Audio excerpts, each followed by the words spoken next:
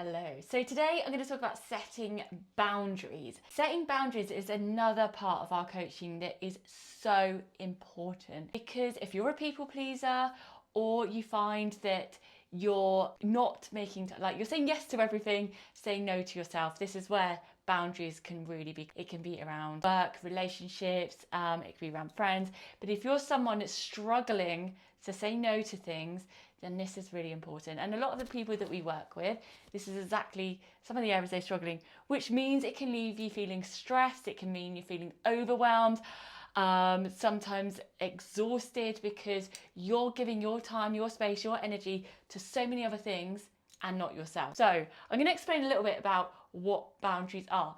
So there are, they say, about 7 types of boundaries, but we focus on 5, which I'll explain to you now. So the first one that we do focus on when it comes to boundaries. So you have your emotional boundary, okay? So the emotional side of things, like when we're talking about if people are pushing on that, I would say if it's making you feel a bit icky or something like that, it's not aligning, it maybe mean that you need to set a boundary around that. So the next one, physical. So physical boundary is as it says, physical. It's touch. Maybe if someone maybe goes to give you a hug or something like that, but it's not something you're comfortable with. It's being able to express that boundary as well.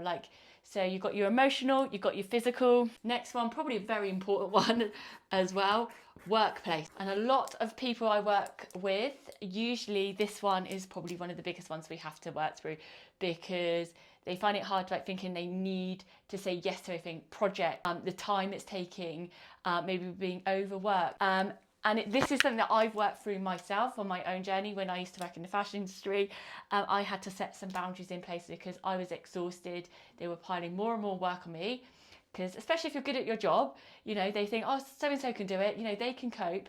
But you have a breaking point. You do have a point where you need to say no. So the next one, material boundary. So this is talking about your possessions, things that you own.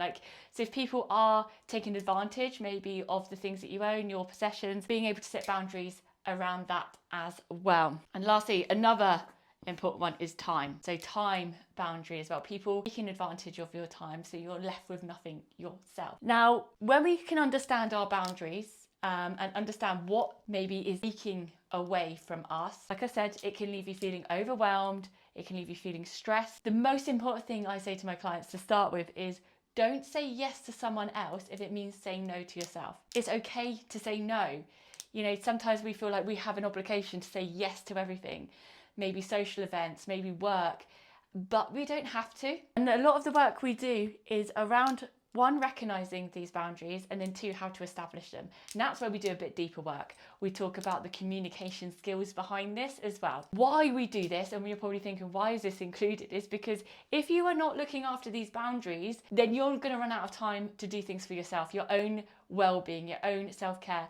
Not having boundaries in place can have a detrimental effect on your mental well-being and your overall health, therefore. So this is why it's a really important part of the coaching that we do. Once we understand this, the boundaries, we then teach and coach on actually how to establish them. It can be very difficult, especially navigating around people that are close to you, loved ones, family, friends. So we help with the communication skills to do that as well.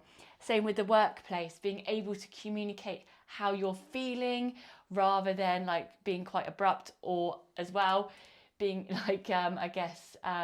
just leading into burnout and exhaustion, because that will happen if you're not looking after your boundaries. I hope that explains a bit more about some of the in-depth, more in-depth stuff that we do, and why it's important to look at all these areas. So we have the limiting beliefs. This time it's about the setting boundaries.